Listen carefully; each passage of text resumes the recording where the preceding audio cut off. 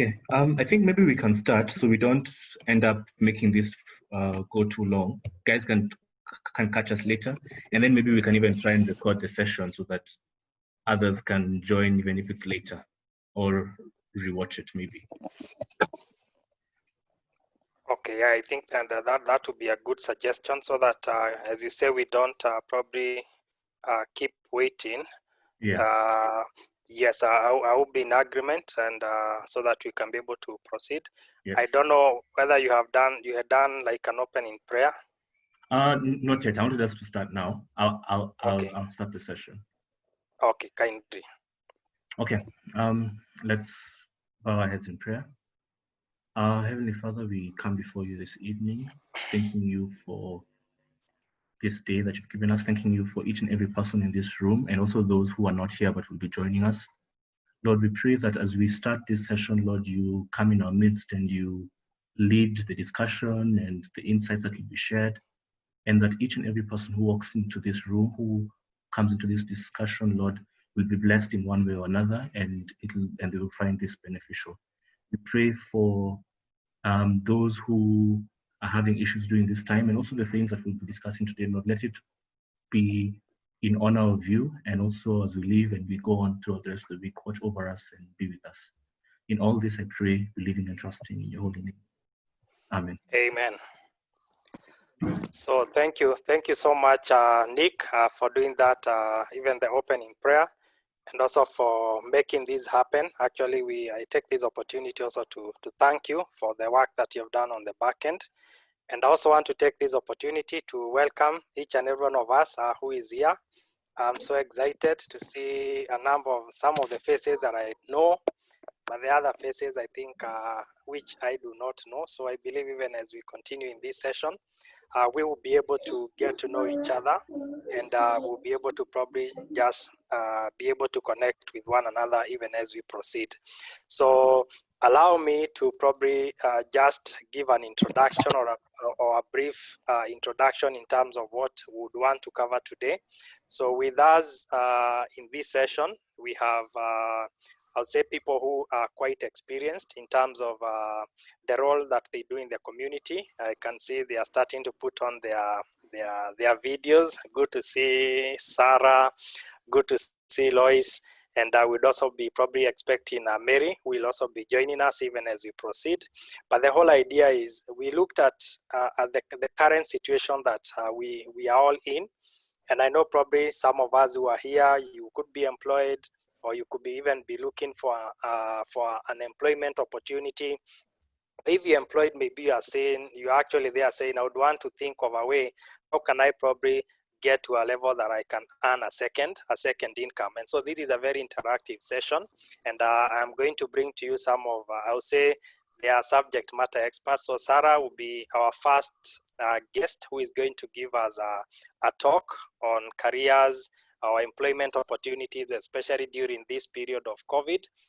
Sarah is very experienced. Actually, to me, she's my senior, and that is why probably I don't know that I should be standing when talking, but I do respect her very much, and it is my prayer and hope that she's going to share her insights. And even as she shares her insights, kindly feel free to, if you have any question, put it on the chat box, so that even as we get to the very end, we can be able to discuss some of those issues that she's going to share.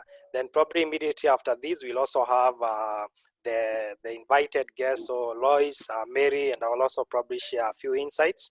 And then after that, it will be a very plenary session. So karibuni sana. So I think at this point in time, without much ado, welcome Edu, I've seen you have joined the room. Karibu sana. So I want to give this opportunity to Sarah, who is going to just give us a talk, and we'll really appreciate. So can I request that we open our mics at this point in time? We can actually clap as we welcome Sarah, who is going to share her insights. Open your mic and just give a round warm of welcome.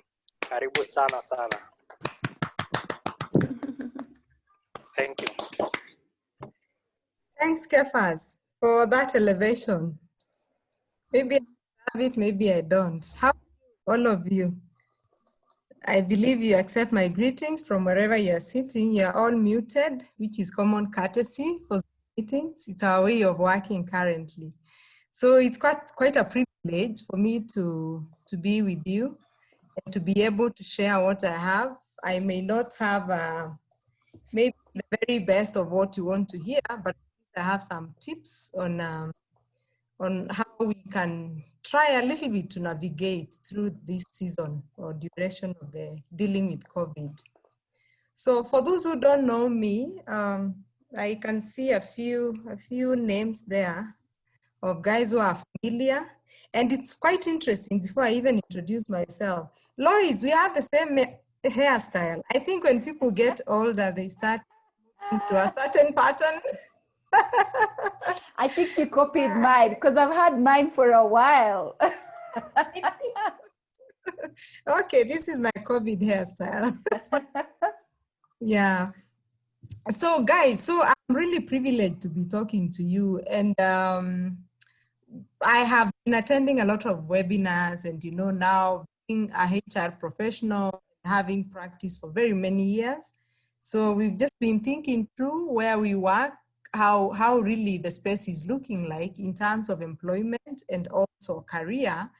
And talking to Kefas and others, we thought, okay, so maybe why not have a session where we can also give back again the same information we are getting through around, we are sharing, getting to know how things are working.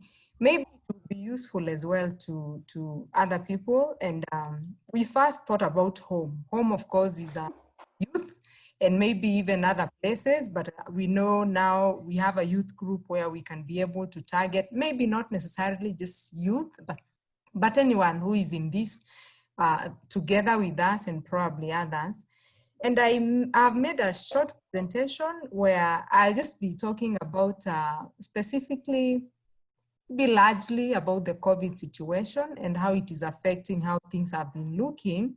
It's literally affecting everyone from families to individuals, old, young, school going, everyone can feel the impact. I think anyone who is wise enough or old enough to be able to know that it's a pandemic, they have been affected in one way or another. So with that said, I want to make a brief presentation, and then Lois and Mary will chip in with some more info, and then we want to make use of this opportunity to open up platform where we can actually engage and talk more. And as I put up my screen to be able to project.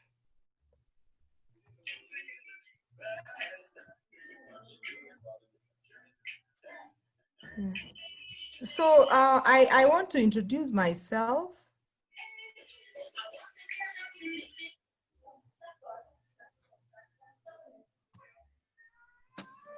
Yes, are you able to see my screen, Kefas? Yes, we can see it. Yes, we can see it. We can see it. Okay, great. Yeah, we can see it. Okay, thank you. So my name is Sarah Mulo Agashero, and I am a HR practitioner for very many years. I think now going to 18 years. I started my career sort of in admin, and then I got some traction in things around people, obviously not psychology, yeah, but something around people. And that time I think HR was still something budding, and I was quite interested in it. So finally I settled into it, and I'm really grateful to God that today I say I service 17 countries in Africa. So as a regional HR director for a conservation organization called Wildlife Conservation Society. It's headquartered in the US, New York, but I sit in Nairobi, working more or less virtually. But again, we have a small office in Karen I frequent, but a lot of times my work is basically travel because I service 17 countries in East Africa, West Africa, Central Africa, and Southern Africa. So when you talk about Africa, I would say with all humility, I think I've been to maybe like 60% of African countries. I've set my foot there, and I really thank God for this opportunity. That said, so you can see the screen, and that my opening screen, as you see it, is just basically about employment and the career space, because this has been hugely impacted in a big way by this pandemic, which has not spared anyone. Whether you're employed or you're in business or whichever sector, a few sectors are thriving with the COVID, but majority are the ones who are actually affected. So I want to take this moment just to talk about how do we survive, or how do we really change ourselves to be able to thrive, or rather survive, even if not thrive, at least survive during this season and beyond, because this COVID situation is now becoming a new normal. I'm sure you are following the news all over the world and the latest updates. Currently, where we are headquartered in the US, I'm having calls almost every day, New York actually to be in particular, where it is the highest number we have in the world. A lot of my colleagues have lost some of them have lost their parents, majority have lost their parents or extended families. Yeah, but that's the life now. So they are talking of a new wave of another COVID. Actually, it's already hitting New York as we speak, but they are hoping it's the same one. So, but the researchers are still getting through and ensuring that they are much more prepared than they were when this wave came in. So that is the virus, the ugly or beautiful virus, however you want to describe it. And it has really hit hard in terms of our health and also economic situation. Economic in terms of how we survive to earn our daily life, and also in what we do with our businesses and probably our passion. And when we think about this disruptor, we have been talking about disruptions, particularly when we hear disruptor, a lot of times we think about technology. But technology, in one way, it comes to shift how we do things in a positive way, but at the same time, for some other people, it says it shifts in a bad way. When you talk about artificial intelligence, where machines come to take over our work, or then people look at it not in a very good way. And like customer care and all that, nowadays, when you call Safaricom, for example, in customer care, you wait for like 15 minutes for a human being to pick that call. In the meantime, it's a machine from the other side talking to you, and many other. That's a good way of moving towards that direction, embracing AI, artificial intelligence. But here we are having a disruptor, which is really disrupting our ways of life and how we work, how we earn our living, our health situation, which is terrible. Yeah, but it is here with us, and we really have to look at how then do we survive. You can look at we obviously, for every bad thing, there's always a silver lining out of it. You can see there, I tried to split a bit some of the big winners in this pandemic. And the list is not all. I mean, you can list as many companies there or as many expanded organizations in that list. But I just picked a few. It is endless, actually. There are many, many other small ones. But I just picked a few which are on top. And they are glaring from where we sit. We know they have either been affected positively or negatively. We know IT, technology is now the new thing to go. When I'm attending the epilogues and also like yesterday, we had these prayer meetings, which are doing through Zoom. And look at who is sitting there, grandmothers, mothers, and whoever. Even for you guys, you have now to show your moms how to use Zoom. So remember, this is something where they were all hesitant for a long time to actually embrace and really become conversant to, but it's becoming the in thing now. So the IT guys, in that breath, they are actually now gaining in a big way. I was speaking to a friend the other day who was saying, my colleague, their boss has been telling them, you need to buy Zoom shares. Zoom sells shares. And no one used to bother so why would I buy Zoom shares? But I'm sure your guess is as good as mine, how much it would cost to buy one share from Zoom today. We are using Zoom now, and you can imagine many other people have switched to Zoom as their way of talking to each other and communicating. Then the internet providers, we have had to sign up in our homes, like where I live. I think in the last one, I have seen all sorts of telecom companies coming in to wire people to do the cabling, the likes of Zuku and many others, Fiber and Airtel. We are now going to internet because we can't do this Zooming business or Teams or whatever means, whatever means we are using to communicate without delivery. I never get out of my house a lot of times. So if I know I have to get something from town, I either do online shopping and it's delivered where I am, and many others are adopting the same. For one particular reason, stay home. Yeah. So this is a business now which is peaking. You talk of the guys in safe riding, they are probably doing much more deliveries than they used to do before. Because now it's stay home business and people are now not in the movement as they used to be. You know, the health now situation, we are being told, use more of online money transfers and all that. It is picking up. Safaricom, I'm sure it is ripping off a lot of profits. You are going to see them when this settles. Everything is now being done online using debit card or credit cards to make payment. Whatever levies we pay out of that, it will be a big booming business. And I'm sure Kefas knows that because he's in the banking industry. Then technology related platforms, obviously all these come with a lot of money. Social media, most of you are youth, if not all. How many times are you spending on Facebook, on Instagram, on Twitter? One, because our downtime is a lot. We don't have a lot now to engage us. That's one thing. The number two, that is the new way of communicating to other people. So we now have, what do you call it nowadays? TikTok. Yeah.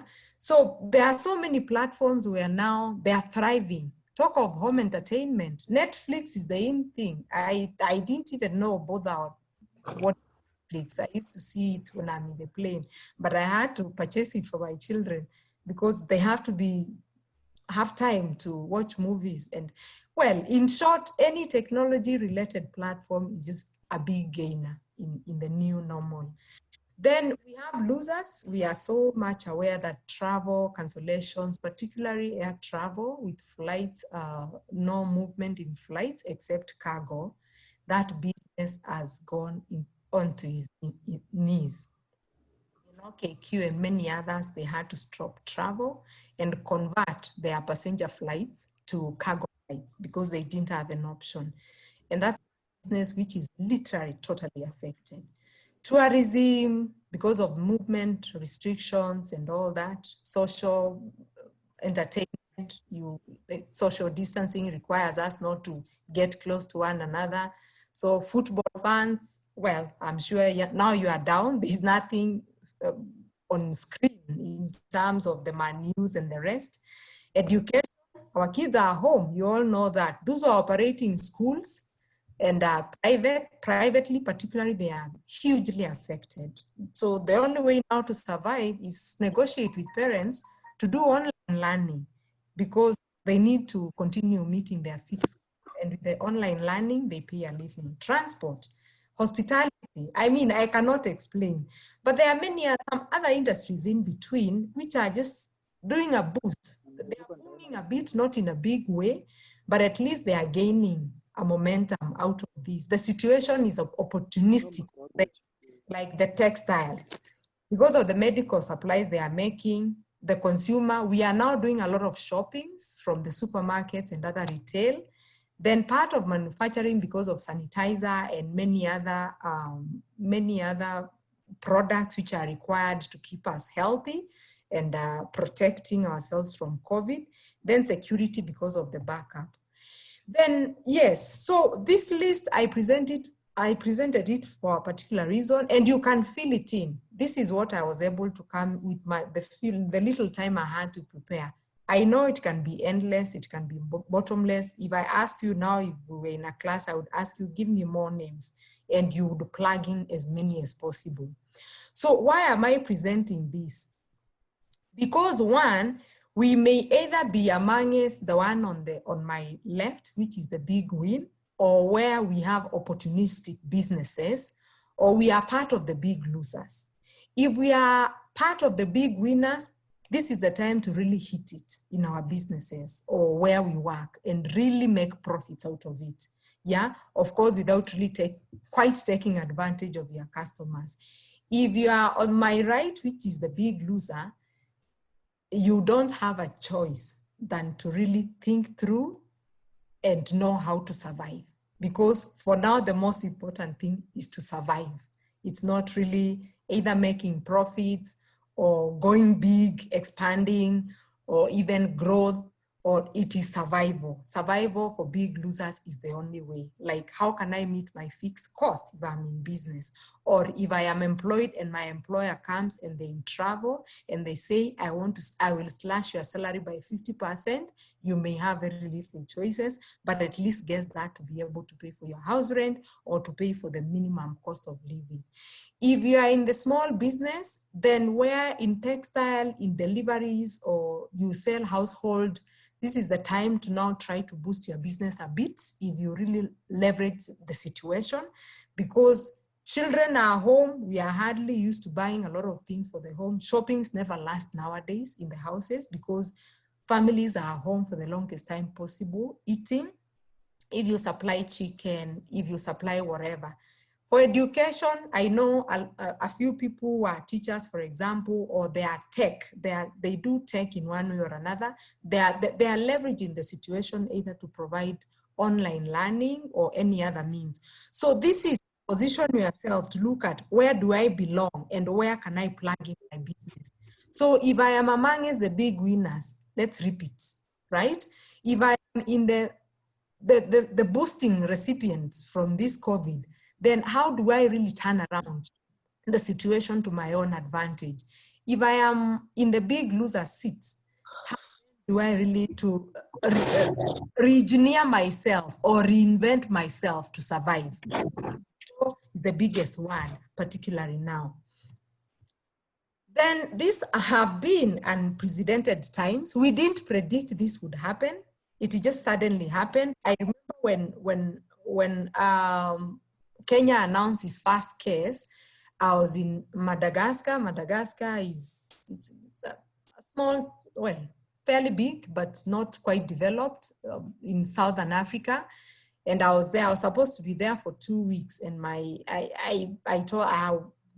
was there for 3 days. That was my 3rd day, and my employer said, you have to return home. And I said, no, I'm not coming back because I have some business to finish. Then he said, you must go. And then, well, whoever I was with there, who is the head of the program, I asked, do I go or do I finish my business? And I remember their response was, Sarah, if you want to stay in Madagascar for the next 3 months, you can stay. If you are not ready to be away from your family for the next 3 months, go back home. And that's exactly what I did. Fortunately, 2 days later, they locked down and I was just lucky. So those are times when I was there for 1 week, and I remember my husband kept telling me 2 days is a big difference with this pandemic. And that's typically what we are seeing. Any single day makes a huge difference, not only in our personal lives, but in our businesses, in our finances, in our career, because today you may have a job, next month your employer is going down, and then you never know what will happen. So the times are really unprecedented until a time when we say, I know we are saying it's a new normal. We are saying, yes, businesses are coming up, they're opening up. New York is now opening up, they're going back to business. Truth is, we actually don't know whether we will actually open up completely, maybe for the next, up to end of December. Talks about the new wave and many other situations will dictate how things will flow. But this is what we have for now. So then, how do we navigate to really survive, either in employment or even in the businesses which we do every day? And I know for some of us, we have even been job seeking, looking for jobs. Does that mean we now think and say there are no more jobs? Because certainly we are seeing our friends actually lose their jobs. We are hearing it through media. We are seeing it on TV, people losing jobs every day. Does that mean I actually just stop looking for a job and say, until we return to normal? I can confidently tell you we may never return to normal. That's a painful truth, which all of us must know. We may never return to the normalcy we were used to. What we need to do is to adjust to the new normal, because it's a new normal. Over time, it's going to become, never be new, but actually become another normal, but not the normal we used to know. So one of the most important things that we need to do is actually, we need to shape up. There are things where we have been a little bit sluggish, and shaping up may be in a lot of ways, but we can't avoid now to become different from how we used to be. We reinvent ourselves, and reinventing ourselves may mean what we were doing, either if they were small businesses, they are either of the category which I mentioned.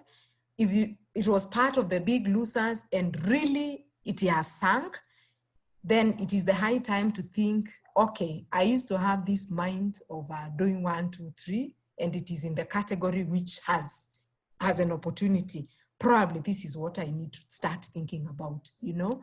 If you're in career and you have been bothering your boss to get a promotion or a salary raise, this is the time to shut up and really survive. Make sure you have a job. If I have been sluggish in not so much commitment because my employer is not such a nice employer, this is the time to really give your very best, because it is the time now employers are also looking for every opportunity to fire people. Yeah. So we cannot continue being the same in the way we were. We need to shape and just become different, because we have to survive. Then again, as we survive, we probably were in business or we were holding big jobs somewhere. Then now we don't have jobs anymore. What do? Do we sit right in the house and now say, okay, let me continue applying for my director role? That may be no more, and it may not be the same case even for the next 6 months until the economy stabilizes. So we need to open up our minds to start thinking, starting up, like a startup. If you're in a big business, coming back again, talking about the growth strategy you had planned may be a tall order. And Kefas is in the banking business. I'm sure he will tell you they had to readjust a lot of things. From where I work, we have really done a complete shift. A lot of positions were on the pipeline for recruitment. We had to freeze all those recruitments. So what until now we are sure how things will look like. So starting up mind is what will really help us a lot in terms of, there's no harm in thinking big, but also think the lowest. Think like you are nibbling, literally. Because if you continue thinking big while the situation has brought you back to the bottom, then it may to adjust.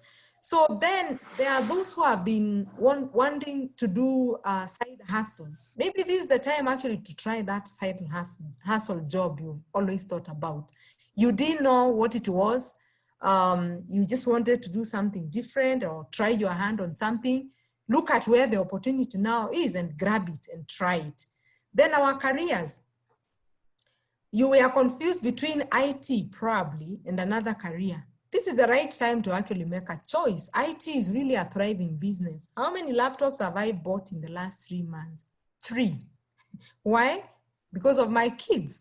They're doing online. So and some of the assignments you can't do through gadgets. So and that person now who is doing IT, who is selling laptops, I was talking to him the other day and he's saying he is making orders literally, orders are coming literally every day because of the online learning and everything. So there's a section which is really thriving in terms of business, and many others which I didn't list there. So it's now again the time to think about it and see whether this is the time to pursue that. Then I would say we now need to be more agile and focus not more on research. There is no actually time for research. The time is to hit and go. If there was a research you had done, it is now the time to try it. There is no time to shape it and make it look better. Just try. If you think about it, just try. As long as you have assessed the risks of trying and the gains of risk, you would rather have 20% gain than not trying, particularly now. So little research, more agility, particularly in action. Then acceleration of digital technology, we cannot fail to overemphasize that. Everything is just going digital. And if there is one company or if there is one man who is really smiling every day, is Bill Gates and his likes and the other young man, because they are making a lot of money from this.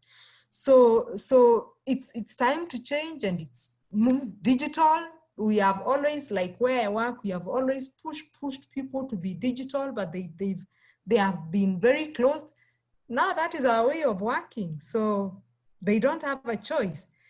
Then building a stronger ecosystem and being much more adaptable. I want to emphasize on this. I know we have had networks ourselves, and our networks have been more of social, but it is the high time now to look at how do we build networks which we can leverage on what we want to do now, either get jobs if we have lost jobs, or probably build our careers in the sectors which are now thriving, or whichever format or whichever form which you think will be useful to you, but you can't avoid networks. I don't know how many groups currently for HR I've joined. Not because I just want to remain relevant. Let me just say that. One, to have the right information, because it is critical for me as a HR to be having the right information. One, to advise the organization on people issues, on safety, on their well-being, and many other things. So I must be having this information all the time. So I have joined so many groups. And then also I want to hear what are other people doing to be able to thrive through this season, not just career, not just businesses, but even in families. A lot of families have been hit and hit hard. So if I sit here and I'm not networking as much, then I may not get as much useful information as I need to. So joining the right groups, collaborating, and if you're in business and it has never peaked, maybe now you don't have enough to keep it surviving. If there was someone else you knew was doing that business, then probably connect and see how partnering that business will help. So collaboration is now maybe a must do for either in career or our connectivity, but of course, creating a network that is useful, not network to bring you down, but to actually build you. Then when we are talking about adaptability, how does this adaptable model look like? One, urgency, very important. We are working with a pandemic, and a pandemic, it means every day, every second counts in terms of our actions, not just health, but even economic-wise, career-wise, and everything. So you move with urgency. If it is an idea you have been cooking into your mind, it is no longer time for cooking. I was laughing at my husband the other day when I hear him talking on planning meetings all the time with the governors and with people. Then suddenly they have a meeting, and all those meetings they have been postponing and saying it is very hard to get a governor, it is very hard to get a government official. He was getting contacts from wherever, whenever, to talk to those people, because these are hard times. And for you to survive in your job, you need to show relevance. So every other thing he was giving excuses, get a director, their diary is full. I know he even got in touch with some of the church members to get some connections from all over, because you need to move quickly. In short, that's the word I want to move. It is time for urgency and acting quickly. Then creating visibility of yourself and also probably of your business. We are now talking of a lot more digital. Many people are now viewing digital, either on Facebook, on Twitter, on LinkedIn. One, because technology is now the in thing, because that's how people are communicating anyway. Then two, because, well, people are now embracing technology much more than they used to. So this is the time to create visibility either of your business or even your career. Update your LinkedIn profile if you've never done so, because we will go into a time where probably they'll be looking for people.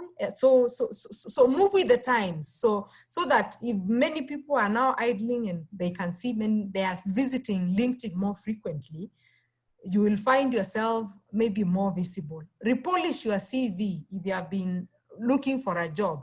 And so in any way that creates visibility either for yourself or your business, I think this is the time to hit it, because it is very important.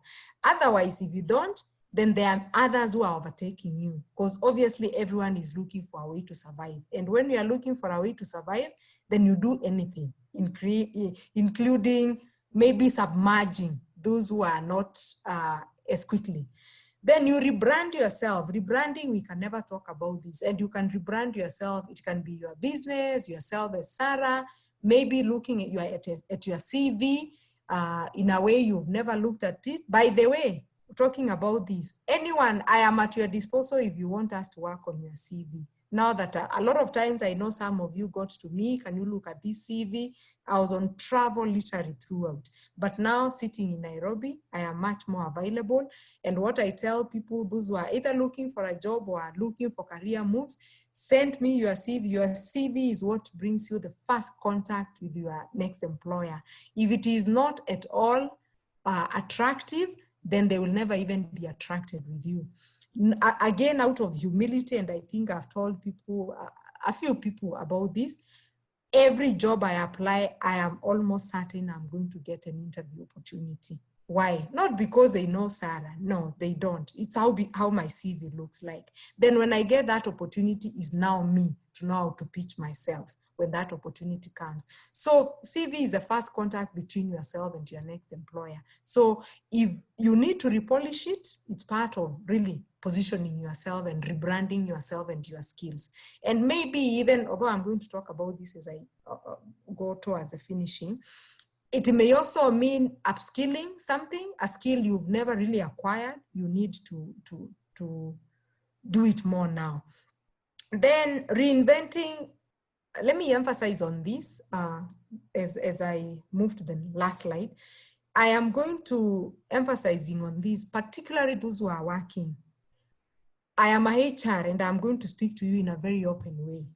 For those who are employed, HR plus the executives are looking for ways to identify who should go because of these unprecedented times. And one of the first criteria is who is the most non-innovative person, who has been so problematic, who has attitude issues, who has this. So all those other issues, which if you have either exemplified any of them, it is the time to say stop and really repolish and become a different person. Because, and that not only happens just in your work, but even in your business. Because the skills you exemplify where you are working, you are most likely to show the same in your own business. Because if you are doing that in someone's job, if you commit in someone's job, then you'll also commit in your own job and actually commit more.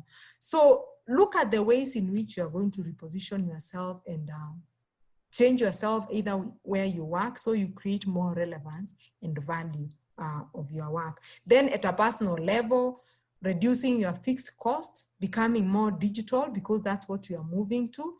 And yeah, there's another word which is hidden there and I'll not talk about it.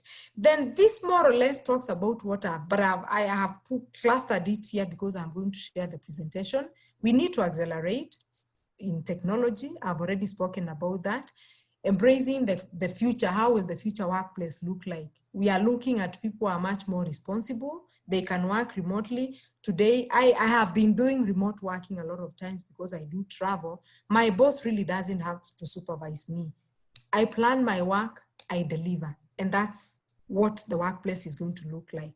That's how the businesses will look like. If you're employed, if you're doing your own work, this is the way you should be. Self-driven, be responsible. And by the way, Gitonga, you are here, you don't have to speak. If I was an employer, I would poach you from PCA after this COVID. I have seen the most dynamic person you can ever have. Yeah, I would actually poach you without thinking twice. That's what we need. Dynamic people who can think, how do we keep engaged in our business? How do I keep myself relevant? How do I keep the connection? How do I excite those who I serve every day? That's what employers want to see. And if you are not doing that wherever you are, think through. You may be on your way out. And what I'm saying is you need to behave different to survive. I know Gitonga is not doing this because of this time. This is just his nature, but he's just escalated the way he has been doing it, which is kudos to him. So we need to borrow some of those ideas and really, yeah, just be different. Then this is a very good time also to make good use of the downtime. We are not as busy as we have always been. You are youth. We have a lot of online courses, and Kefas can talk more about this. Most of them are actually free. Reach out to me, I will share with you so many universities out there, Coursera and many others, which are offering degrees, certificates, and many others. And they are all free, and they are accredited universities. You log in, make good use of the time, and finish that. If there's a skill you have always wanted to acquire and you've never had time, this is the time to make good use of it. If you are doing a PhD or even a project you've never had time to finish, make good use of this time and actually finish that. So that that is part of reshaping yourself. So that as we move and start now, the economy start coming back to normalcy, you are somebody who is different from who you were before COVID came. Then let's be more action driven than talking. I know a lot of times people talk and plan, but action is less. This is not the time to say, okay, let's do that next month. Let's hit it and do it. I've seen it from my husband's job. He's corporate. They push a lot of things, and me personally, I'm the type who you talk about it now, the next minute I've moved swiftly and I've done it. Let's talk less and do. Either where we work, whether our business ideas, whatever we do, let's just move quickly, because that is how we are going to survive. Yes, then rethink about our ideas. If our idea was on establishing a travel company, maybe this is the time you need to suspend and think about IT. Yeah, then yeah, rethink about the ideas you had and freeze the ones which you are frozen and they can thrive now. For the ones which investing more on them brings you down, you need to suspend them for now and think about moving fast, because that is very critical. Value creation. Create value to your clients, create value to yourself, create value to your employer. Extremely important. Because that is how you will survive. If anyone finds you of no value addition, you will be the first to cut off. As a HR, I go through a list of all the employees, the lazy time, attitude issues, non-movers, no new ideas, they want to be pushed for those are the first people for me to tick without any guilt in me, because they are a liability to the company. Yeah. So it is the time, if you are employed, to actually think, how can I drive value to my employer? How can I drive value to my clients if you're in business? How can I get my clients be excited? How can I excite my employer? You know, it is extremely critical. Then mind shift. We need to have a shift of our minds. It's a game now, from being more closed to being open, because we can no longer be closed. COVID will kill us. It's already affecting our well-being. So we need to talk. Either talk to your family or whatever. It's important. So it is not just about our businesses or our career. It's even about for our own personal well-being. You cannot continue to be closed. Openness is the way to go. And when we talk about the platform, digitization, you can't just avoid now to stay without IT. It is one thing people have ignored for years. And the other day, last week, I was reminding my boss, he's 62 years, and I was telling him, Yele, I mean, some of you don't like technology. Now tell me how it feels to use Zoom and many other platforms, which we've never used for many years. And it's really exciting for some people. Then data, I will not talk more about it because data is just about guiding your decisions. And then lastly, like when I was introducing, I said, I work for a conservation organization, and particularly wildlife. It's called Wildlife Conservation Society. We preserve wildlife. It's similar to KWS, but a global organization in 61 countries globally in the world. So when I was preparing this presentation, I was just thinking about, by the way, for your information, talking about the happiest of the happiest during this COVID, one is the environment. You will notice we have less pollution because people are not moving anywhere. We have less sewerage bursting all over because there is, I mean, except of course because of the rains, because people are not investing to the environment as they have been. The parks are now cleaner. The grass is thriving. We have been the first destroyer. Animals are now enjoying themselves and really reproducing because there are no more visitors in the parks. And they're also enjoying their movements within the parks because they are not disruptors from animals. So anyway, that was a by the way. I work with wildlife. If you look at that, do I even know the name of that animal? I think I know it. Yes, but talking about it, you can see how it is so comfortable just moving within the park and enjoying itself majestically. That was our life before COVID. That's how we were enjoying it and really, yeah, making good use of the time then. Then what happened? Here we are. COVID hits us unexpectedly. When we were eating our grass and doing whatever you were doing, whether it was in our career, in our businesses, in our employment, we were so stable and really enjoying it. But the pandemic hits us unexpectedly. What do? Do we just sit there and then it hits us? No. What do? We run because we must survive, you know, you can see that. And if you don't run, and as you run, remember, you may find some blocks. And I said we need to be moving swiftly. You may find some blocks of whatever kind. You try small business, it doesn't pick. You try this, maybe you are at the point of trying to apply for a career, it doesn't pick. You don't get discouraged, just move. So you can see it is now doing a very big leap to jump that river, because if it doesn't, it will be eaten, and eaten very fast.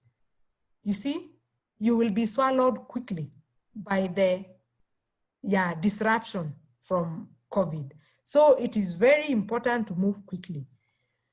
Otherwise, I want to end by us just looking at that, because if we don't become agile in what we do, then life is difficult for us. And you can look at that as I finish.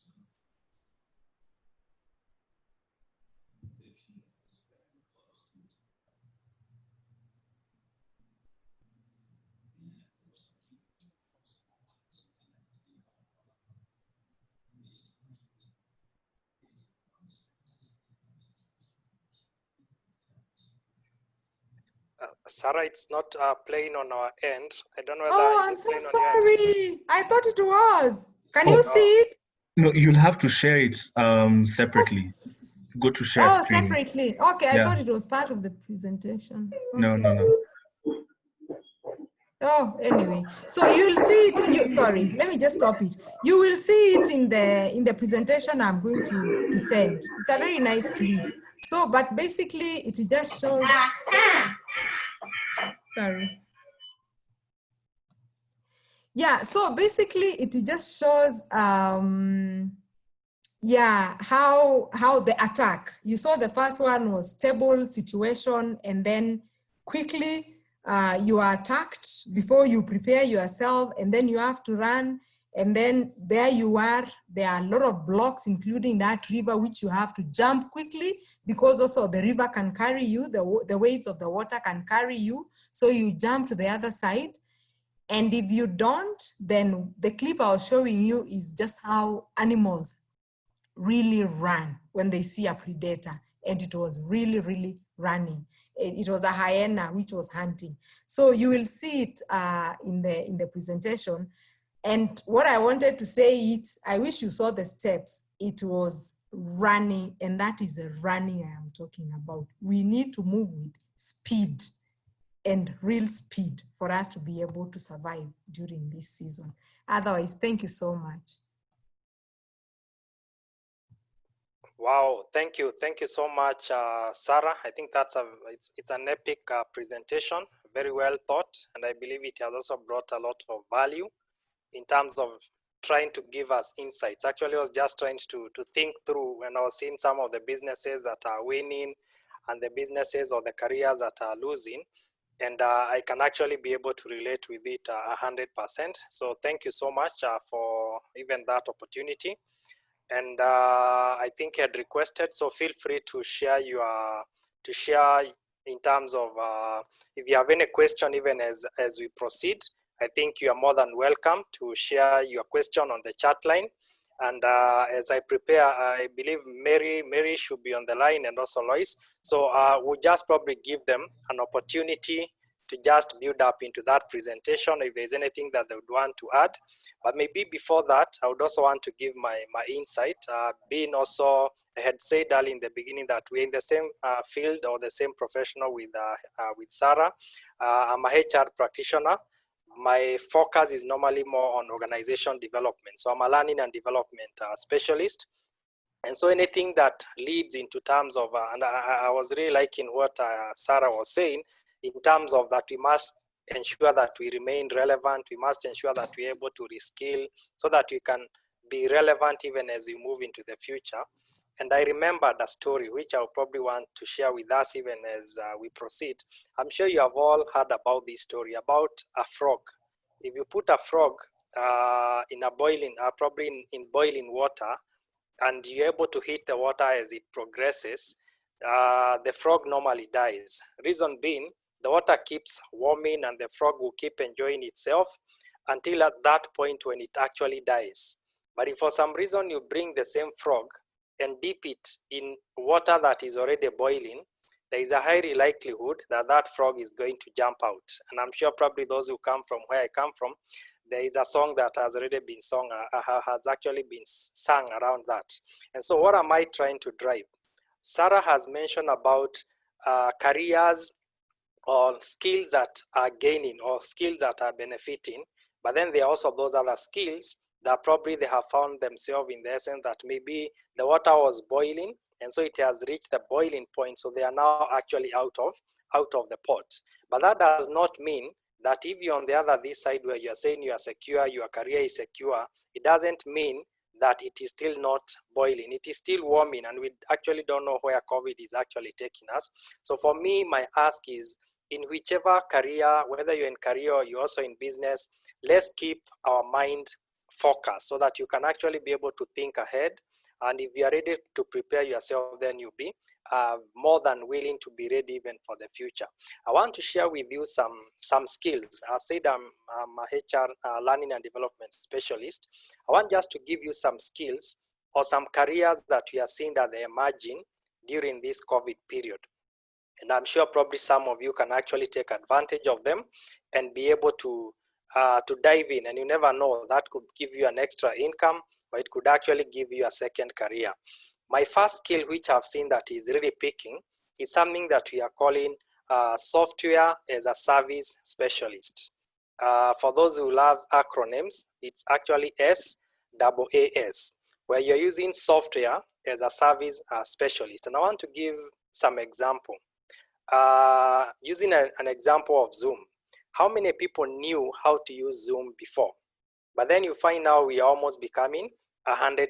I mean, we are all becoming specialists in terms of using Zoom, among other internet providers that you're able to use for meetings, the collaboration tools. So what I've seen people do is you go and become like a guru. You know so much about Zoom, and then you go online and start advertising yourself as somebody who can be able to assist people to navigate through Zoom And then I've even seen people becoming, probably you create a website and you're able to have followers. And think about the various presentations that we normally make. How many people of us are here? They are Excel gurus, they are PowerPoint gurus, and yet some of us struggle. And probably me and Sarah will confirm that every presentation we normally make, it is normally in form of a PowerPoint, or if you are doing report, it's in form of Excel. Then you can actually get in and become a specialist, and you go there, you enhance your online presence, and then people will actually start looking for you. So that is one of the skills that I've seen, and it is actually free. Within like about 2 or 3 weeks, you become a specialist, and then you can start being sought for. The second skill that I've also seen emerging during COVID is where you become like a knowledge broker. I'm sure you understand a broker is just somebody who is like a go-between. So assuming that there is a major problem, like now we are having issues around parenting, where our kids are here at home with us, we don't know how to go about them. I can challenge probably somebody who is here. You could learn more about parenting, learn more about how to do even homeschooling, and then organize for something. And believe you me, you might actually find yourself earning an extra income even out of it. Think probably beyond parenting. What is a passion? What is one of the passion that you do have, and you'd want to probably get some income out of it? So you just need to know more about it. I think Elder Sarah has mentioned about, we have Coursera, we have Udemy, we have Google Learning. So there are many free platforms that you can actually be able to get some of these skills, and then you start applying them. The third thing that probably I've also seen people gaining, and I was actually searching today, is becoming like an online event organizer. If you go today and look at the number of conferences that are happening here in Kenya today, I think there are more than almost 100 conferences which are supposed to be done online. So if you became an event, you probably have been thinking of directing events on a face-to-face level, but then now you move virtually. So you say, I want to become an event organizer or an event director, but in this case, you are doing it from an online perspective. And believe you me, then you can come in and help people organize for such events, be able to bring those loose ends together. My fourth career, which I've also seen picking, is something that we are calling it's more of a virtual assistance. And by virtual assistance, yeah, I just mean what you have been doing. For example, I want to use this as an example. In the last 3 months, I've had an opportunity to probably interact with doctors, or to interact with a doctor, or to get a consultation from a doctor, but without making a physical visit to a hospital. And it's quite interesting. I was also a victim, I think, as Lasara was saying, during those lockdown, I also found myself being in quarantine for about 3 weeks. So before you get back to the office, so the protocols require that you need to go through a medical examinations and the like. But it is interesting that I did a medical consultation with a doctor in the US without necessarily making any physical visit. Then in the process, my son became sick, and I had actually to call a doctor, and the doctor was telling me, just go and look, and it was more like a throat infection. So I almost even became a doctor, by the way, because I was being asked, take a photo, look at their throat, and I was able to give information to the doctor. So what I'm just trying to say is that the current role that you're having, probably if it has come to an end, you can actually be able to move to a virtual platform. How many teachers are we seeing coming up in terms of they are becoming virtual teachers? So basically is what they have been doing, and then they challenge themselves, and then they start doing it from a virtual platform. If you are a musician, and I think we have a do on the house, you can start teaching people virtually. I'm thinking of starting learning to play piano, but I know if I go online, I can be able to get somebody who is a very good teacher without necessarily meeting on a face-to-face basis. The last 2 weeks, together with my wife, we have actually been doing a bit of exercise. I realized if I continue like this, probably I'll have to change all my clothes. I was telling somebody the other day. So we decided to be doing exercises. And every evening we have a tutor who comes in and they're able to guide us. So, and then the more you subscribed into it, you realize, I think you're able to get a lot of opportunity. So what I'm just trying to say is that let's think of what what you have been currently doing, ask yourself, can it be done in a virtual platform? And then you scale it and you're able to move it ahead. The last skills, I think this is one of the things that is really coming up. Elder Sarah has mentioned about it, becoming a LinkedIn specialist. So what is happening is, like, now most people are moving into LinkedIn. You're trying to organize yourself. If you can become so good within the LinkedIn platform, then you can become like a marketer. So if, for example, I give you my LinkedIn account, you can be able to help me if I'm interested in sourcing for a job. You can be able to connect in terms of, you're able to see who is looking for a job and all that.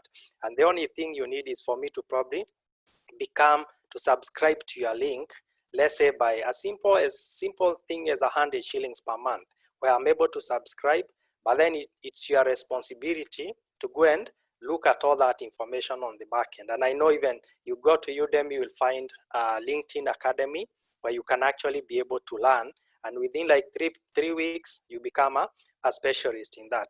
I thought it was good for me to share those 5 skills. So I've said the first one is where you become a software assistant specialist. So think of when we buy things like a laptop, most people don't know how to use it. But then if you became a specialist, so that then you can become like a go-to person. And I know some of you are very good in IT, so we can always call on you. And the moment we call on you, let it not be for free. Think of it as your second career. So even if you said, I'm going to charge you just 100 shillings, it might appear little. But suppose you're able to engage 1,000 people per month, you find yourself, you're almost having close to probably almost 10,000 per month, or 10,000 or to 100,000. So I thought it was good for me to share that. And I know we have Mary Kamore. She's also a CEO, and again also involved a lot in the mentorship outside the work environment.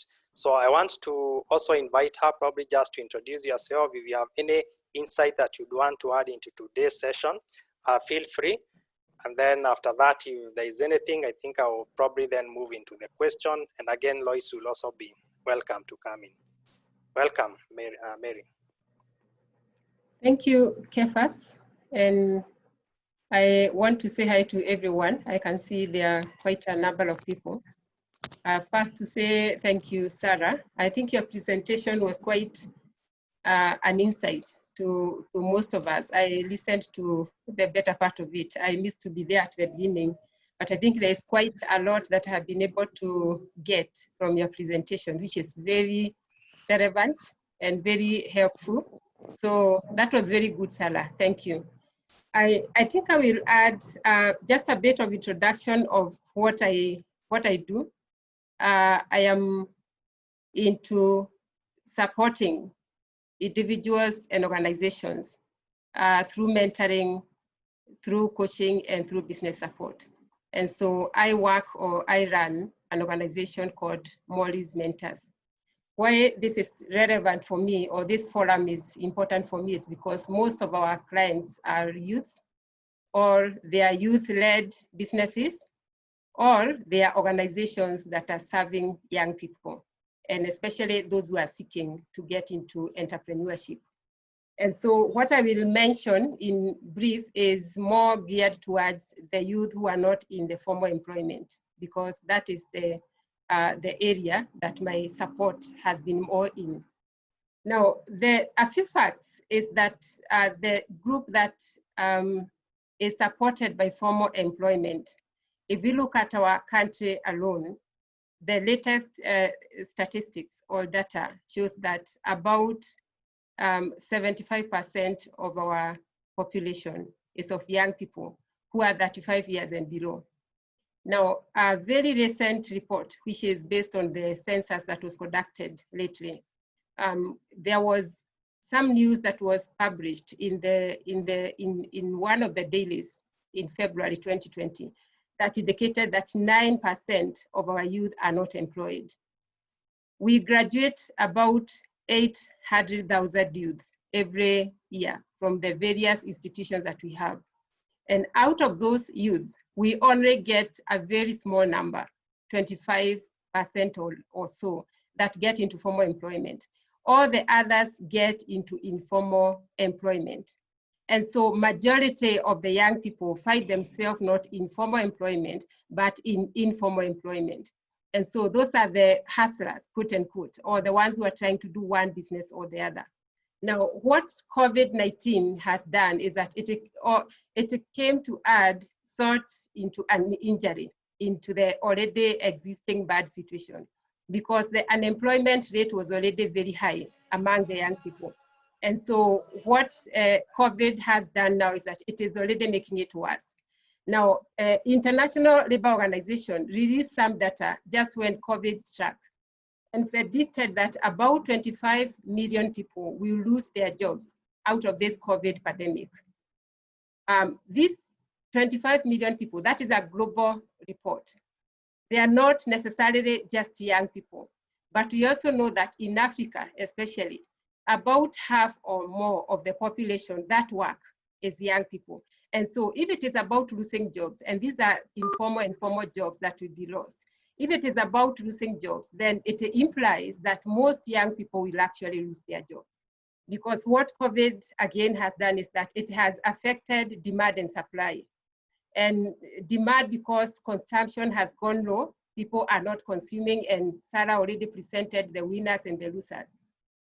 And then supply has also been affected because the way work is being done and the supply for work and labor has also been affected. And so it is a global issue, and it is also becoming worse in Africa, where we have the youngest generation being the ones that are contributing to the labor force. Now, coming down to our own country, I just mentioned that we are already having a big percentage of our young people not being employed. And so what we realize is that most of these people, they will have to find where do they fit in the informal sector. And that is why I looked at the paper today, one of the papers today, the Business Daily. It was talking about Ernst & Young. Ernst & Young is a South African country, which is going to lay off about 42 top managers. So you can imagine if you're a young person, you are looking for a job or employment, and already established companies are starting to lay off experts, like what Sarah was saying earlier. So the probability of getting a job now could be very slim. And also the probability of you retaining a job, if you're not very experienced in that area, could also be very slim. Now, a few things that I want to mention is that whereas this may look like a very dull situation for the young person, I also look at the opportunities being equally high when it comes to you as a young person. And some of the opportunities is just what I have indicated, that if 75% of the population in Kenya are youth, what that means is that if you are doing business, then the youth are dictating the consumption of goods and services. Because if I'm going to come up with a business today and I ignore the young population, then it's very likely that my business is not going to succeed. And so you remain an opportunity as a young person. And so even as you think about business, think about it, or think about what you want to do. Think about it in terms of that you are an opportunity yourself. And so it's appreciating that you actually matter when it comes to entrepreneurship, when it comes to career development. And so, you know, it's almost like a hashtag, the youth matter, not the Black Lives Matter. And so the youth remains very important because you form the largest of the population. The median age, according to the statistics again, it says that the median age for Kenya is 20 years. So, and I'm sure here, possibly very few here could be 20 years. I'm sure you are slightly just above 20 years or just around there. And so if the median age is 20 years, it means that whatever the chances and the opportunities to serve the young people are there. And so opportunities for business, they are there and they remain there. Now, I would also mention something else that brings out an opportunity, that tech savvy and innovative young people, they form, or the tech savvy people and innovative people, they form the largest population of our Kenyan population. And so generally to say, like what Elder Kef has just indicated, is that young people can find an opportunity in being tech savvy and being innovative. we are seeing a lot of things happening in the midst of young people. I was just reading something that a friend had sent me earlier.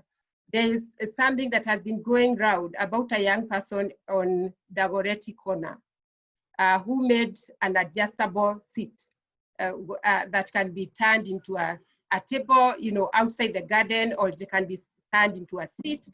And Mohammed Hassi is a business person, circulated that. I am not sure how true that is, but according to him, he is saying that that young person now, because of the views and the likes that followed what he shared, this young person has orders, more orders that he can be able to serve. And so generally, it is in the midst of COVID-19, but people are still looking out for uniqueness, and they are still looking out for young people who can be able to come up with unique ideas. And I think young people and the youth stand a chance than most of us who are older to be able to think of new ideas and innovative ways to solve a problem. Because I'll tell you for a fact that problems will still remain, whether there is COVID or no COVID, because the world is not coming to an end soon, at least not tomorrow. I am a believer in the second coming of the Lord, but I know the world is not coming to an end soon. And so as long as they are existing, needs will still remain.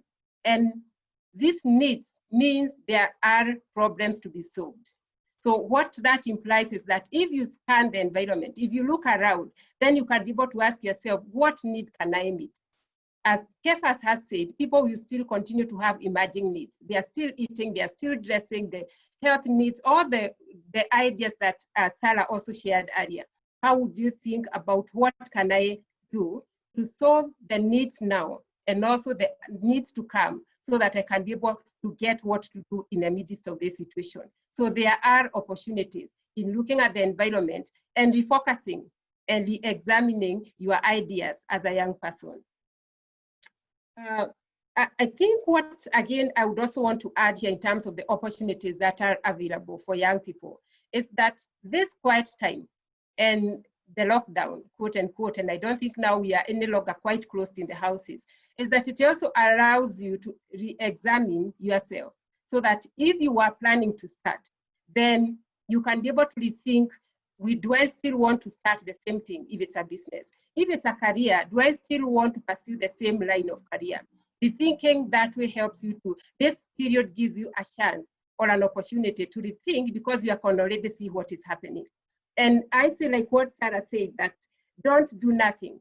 I think it's time to do something, because there are all opportunities are surrounding us that gives you a good ground for you to start somewhere.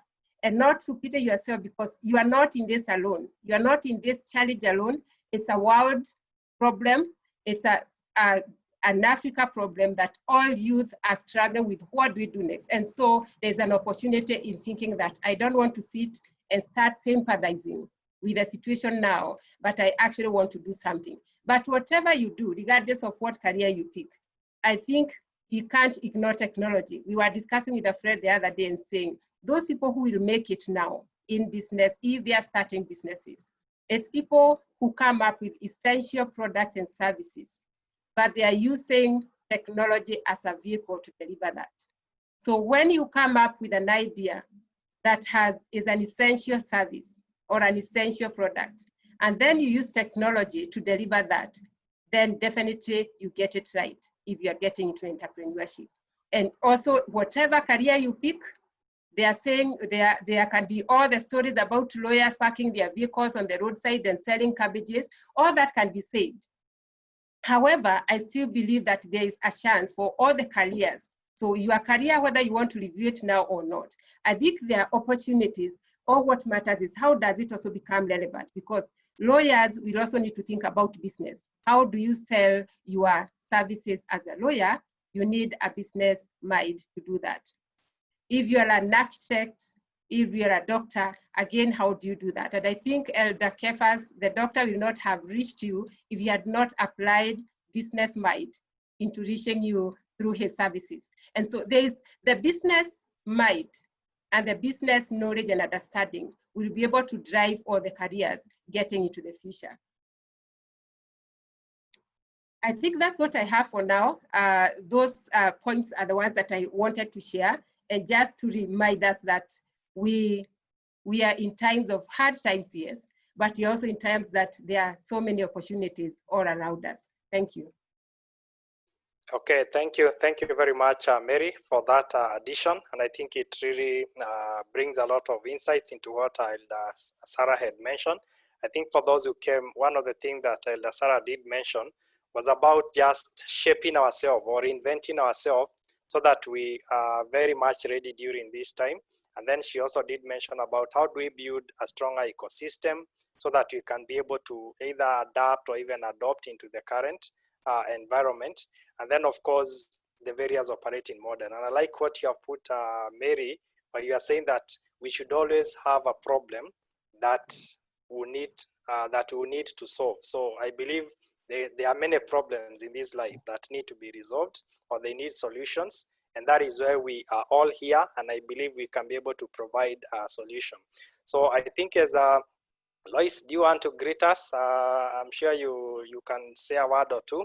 But then, Sarah, there is a question that has been posted there in terms of a question that is being asked, and I think all of us can also be able to take it, the panelists. So the question asks whether do you have links within your networks that are seeking for youth who can engage in online platforms for things like article writings and transcribing.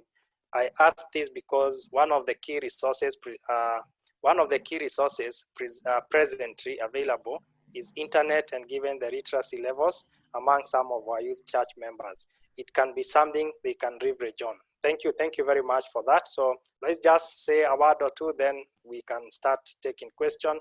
And again, feel free to even unmute yourself when you get to the session of asking question, or you can still be able to type it here.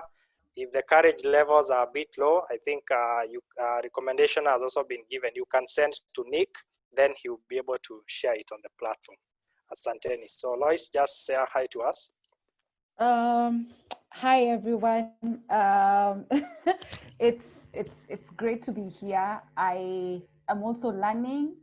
So thank you, Elder Sarah. Thank you, Mary. Thank you, Elder Kefas, as well, for the things you've shared. I think I'll just be brief because I'm looking at time, and I wish people would ask questions so that we could easily answer them before we finish. So let me just add very briefly and say this. There are 4 skill sets that everyone must have, and maybe I will share a link of a video that I had done earlier. And it's, Kefas had talked about soft skills. We keep talking about soft skills over and over, and you've probably had people talk about soft skills. We all need, this is a time where we need to build our soft skills. And the reason why it's important for us to build our soft skills is because with the restructuring that's happening, jobs are changing. So being able to position ourselves is no longer about the paper that you have. And I usually like to say that it's not about the certificates that you're holding, but about what you can do with the knowledge that you have. And so what you can do with the knowledge that you have will only showcase if you're able to communicate to people better. So this is a time when it's important for us to sharpen our communication skills, learn how to negotiate. All these are skills that are available online. You can get people to, you can watch even YouTube videos. There's so much information around. Customer service. And customer service, a lot of times people think it's just that job for people who are in front office desks. Even for people who are in businesses, you have to up your game in terms of customer service. Let me just attempt to respond to the question, and I'll be as real because I like to be real. So a question has been posted. Do we have links? And I'll respond as if I was Elder Sarah. If someone walked up to me and asked me, do you have links for this and this and this, and I want to meet people, the answer is either yes or no. So if I tell you yes, then what next after that? You know, if I say no, then what next after that? If I say yes, and then you ask me, please share with me links, I'm not going to share the links with you, because guess what? What if I have 10 links, but I don't know exactly what you're looking for? And that's the thing that I want us to start thinking about. And even myself, and I keep saying this, I've worked in corporate, I've worked in consulting, so I've seen both worlds. I've sat in interviews, interviewing people, I've been interviewed, I've gone looking for jobs. So I've seen both worlds. We need to start to be more specific and more deliberate. So one of the things I would ask you to do in terms of homework, you've seen what Elder Sarah shared in terms of industries, who are the winners, who are the losers. So one of the things I'll ask you to do is write down what your skill sets are. Don't write your certificates, write down what are your skill sets. What are you good at? So I am good at communicating. I am good at graphic design. I am good at talking to people. Those are the skills you write. Don't write, I have a degree in what. Then those skills, ask yourself, what jobs can I apply these skills into? And then identify the jobs now in terms of roles. And then look at what industries would my skill sets be necessary? And then go back to what Elder Sarah had shared. So that now, even for anyone who's looking at either finding a job or transitioning, you're doing it with a strategy in mind. You're not trying to find a job in an industry that is already struggling right now. Mary has said the opportunities, even in the midst of this, the organizations that it's interesting because right now, if you started looking well, you will find there are actually jobs that have become available because of COVID. But you may not find these jobs because of the sites that you get into. So again, I'll challenge you. If all you've been doing is going to Brighter Minded to look for jobs, that's not the only platform. So start looking beyond Brighter Monday. Look at Development Aids. There are so many other platforms. So please look at all the other platforms that are not your ideal go-to place and start seeing how do you position yourself. I have a friend who was a hawker and he got a job as a banker. So this is not the time to start looking at your certificate and thinking, but I've only been doing this, I've only been working in a bank. How do I can't get a job in an NGO. It's about the skill sets. And that's why I said, please go through your skill sets, write them down, and then identify which roles you can apply your skill sets so that then you begin to position yourself. Please be willing to ask for help. Don't sit there the next time you have an interview, and particularly in this day and age, competition is so high. So remember, a lot of organizations are restructuring, they're letting go. If you do come across an opportunity, you want to make sure that you bag that opportunity. So one of the things is always ensure that you're prepared for your interview. And Googling questions, frequently asked questions in interviews, and then reading them is not going to help you. Get someone, do a rough draft with that person. Let that person ask you those questions. It could be someone in your house. Actually do a demo one-on-one. It's one of the things I do, and actually charge people. I won't charge you guys, but I'm saying even people at senior level do this thing. So sometimes I find that, you know, we read these questions and then tuna assume nimesoma niko poa. Hauko poa. Ambia mtu akuulize hiyo swali and then jaribu kujibu. You will see what comes out. Lastly, internet is everything now. So learn how to use these things. Learn how to use Zoom. You could get an interview, and nowadays a lot of interviews are happening online. And you know, this is the thing. You will fail the interview, not because you are not competent, but if you just cannot navigate the technology around it, it becomes so difficult to interview. So the result is, this one, we can't even, you know, hashiki, atuelewani, and that's how you lose it. So these small things, learn all these platforms, begin to master, even just have meetings with your friends on Zoom. Ka hujapata interview, ambia mabeste zako wacha tukue na meeting Zoom, so that you learn to practice. So for me, learn, identify your skill sets and start asking, how do I reposition? Go to the internet. Don't just go to the platforms that you're used to. Start identifying which other platforms have jobs. Practice, get people to help you practice, especially when you have interviews. Get someone to look at your CV, be willing to get feedback and act on it.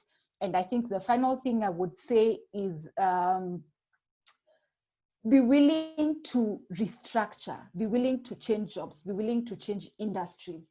I always say your certificates are just pieces of paper that tell people what you've studied.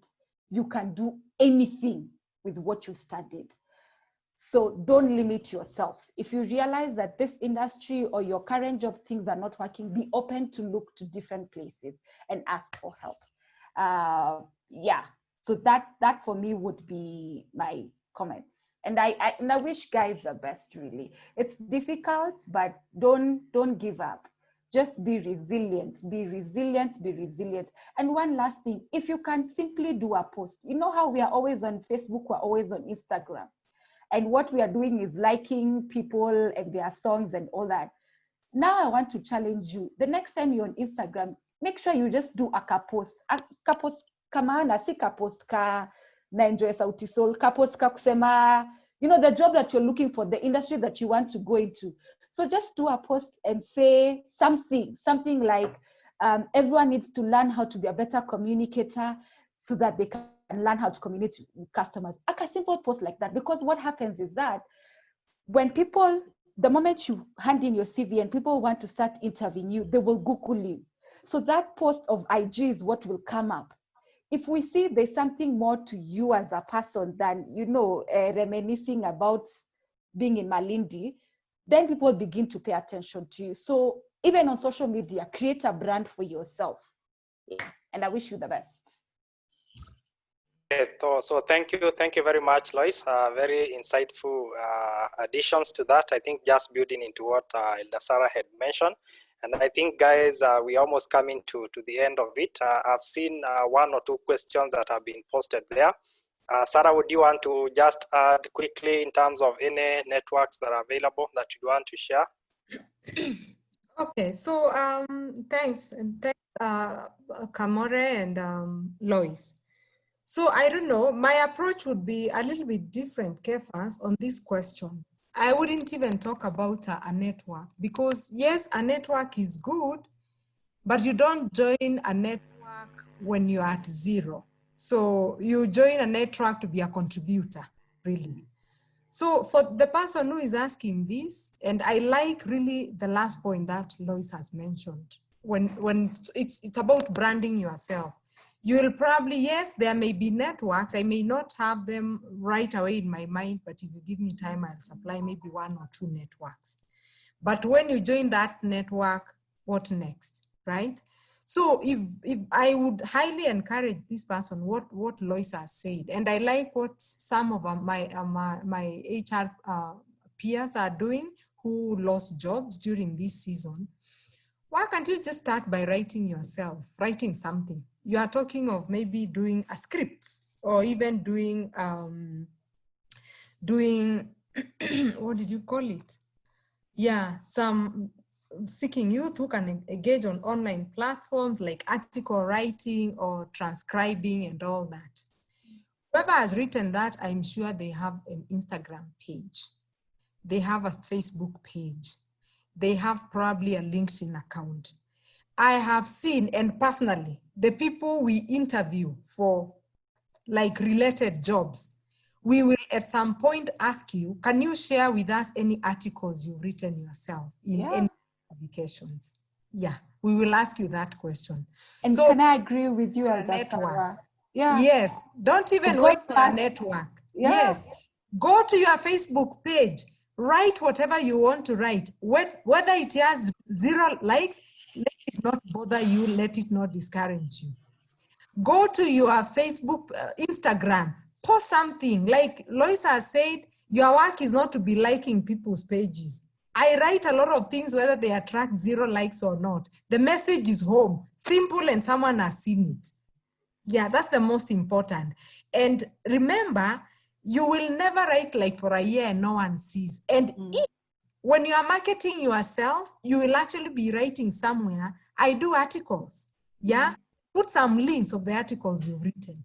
Then when now it comes to that point, even during that duration, you'll probably get connection.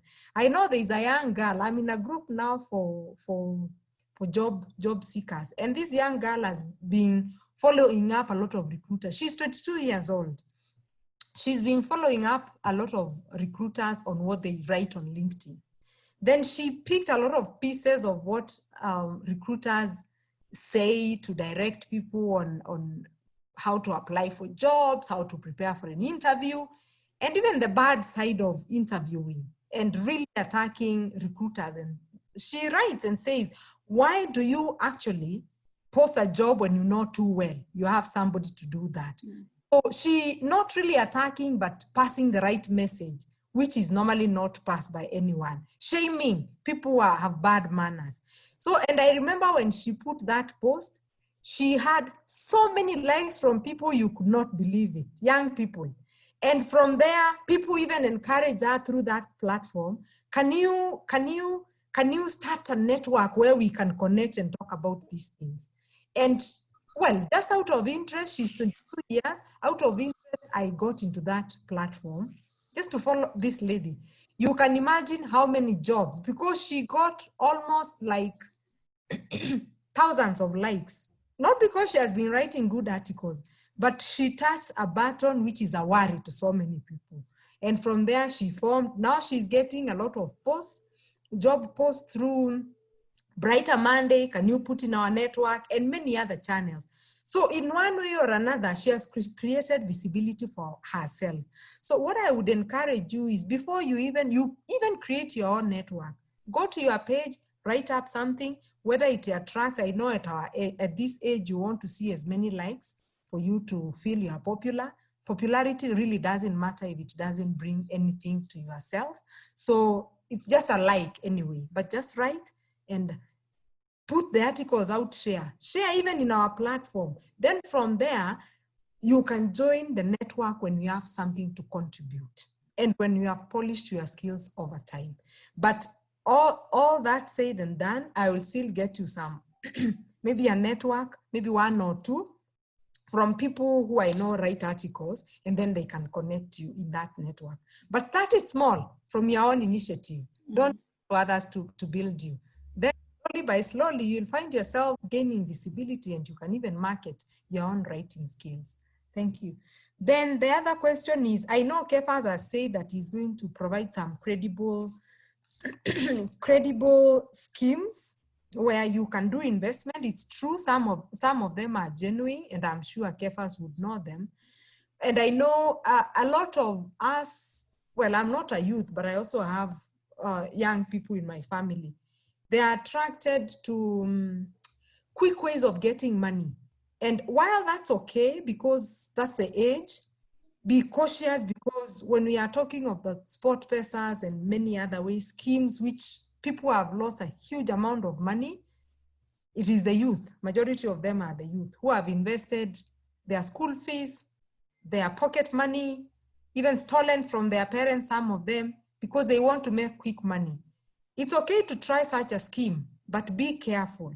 But also in your mind, let you be guided by the fact that there is no quick way to get money. From my experience, you work hard and really hard to get money. So, and for you to get through the right channels, don't be too much in a rush to go deposit 500 to give you 600 and all that. It will come and die. You may gain, you may lose in the process. So be careful as you also try that, but let the guiding principle be, there is no easy way really to make it in life, not just money. You must pass through the line and the steps. You can't jump one. You'll have to take every step for you to reach the top. Thank you. So thank you very much, Elder Sarah. I think you have rightly put it, especially in my background. I've worked in financial institutions. So, and that's why I said there are those credible platforms that can be done.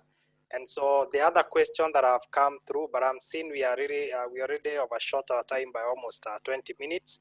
So I have seen some questions. I think, Sarah, there are questions that have been directed to me. I think if you won't mind, we can share your contact. Somebody is asking whether you can help them in terms of just doing the CV for them. So I think just to look at it, and I'm sure we are open, and we are more than open. We are members of the same church.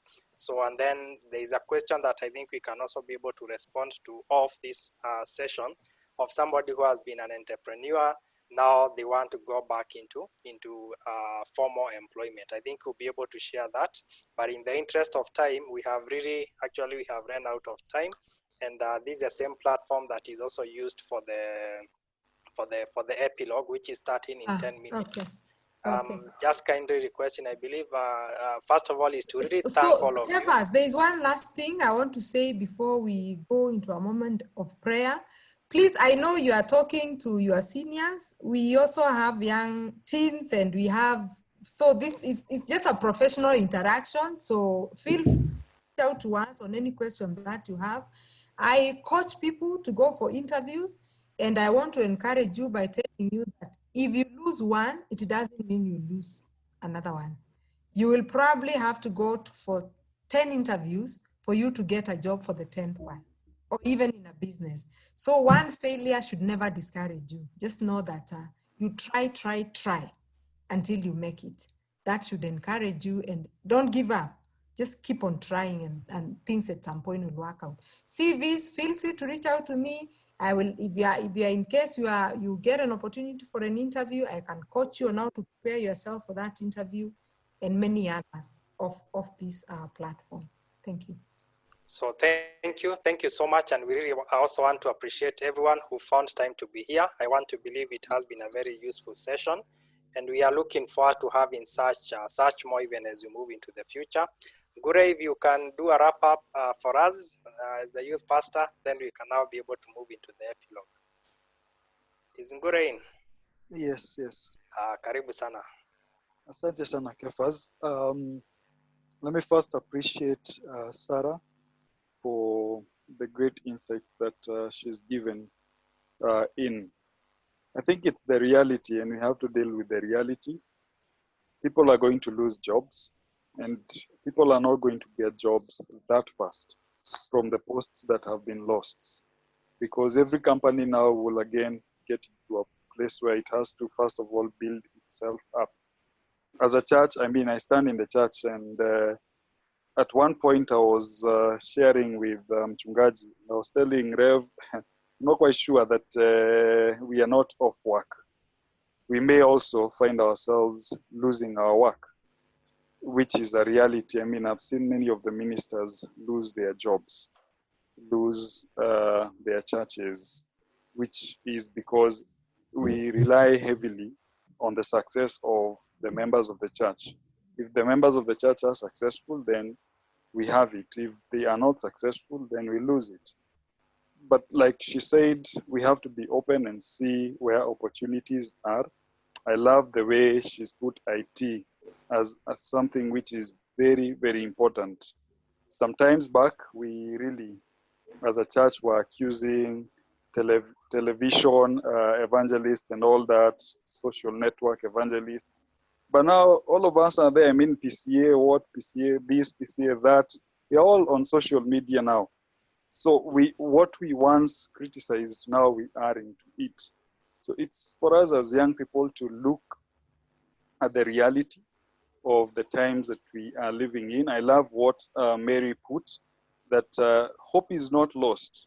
Whatever field you are in, you really need to look at it and ask yourself, how do you pitch it within the technological times that we are living in? So whatever it is that you are doing, keep up to it. Whatever field you are in, it is not lost.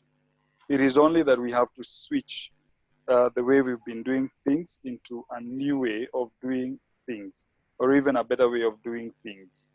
What again Lois shared, that Gure, branding please, is you can not just, an option. Gure, sorry to cut you short. I know we are on the waiting line. We are on the cutting edge. If you can just probably just do the wrap up, then maybe we could catch up later on the WhatsApp through the youth chat. So thank you very much to all of you who participated in that platform for giving the youths to interact with you offline. To all of you, I believe it's something that we need to follow it up. Thank you very much. It was a brilliant opportunity. I wish more members were there, but the ones that we have, we are grateful, very, very grateful. Thank you, Sarah, for making that organization, and Kefas for moderating it. God bless you all. Okay, thank you. I believe we can close with the words of the grace, and Getonga is there. He can lead us as we finish. Words of the grace. And now may the grace of our Lord Jesus Our Lord Christ Jesus Christ and the love and of the love God of God and the and fellowship the of fellowship the of the Holy Holy Spirit Spirit be be with with us us now now and and forevermore. forevermore. Amen. Amen. Amen. Thank Sorry, you, guys. I guys. thought God we'll bless. have some time to chat. Now the time is gone. Thank you so much. Tosh, you can have it. Asante sana. Thank you.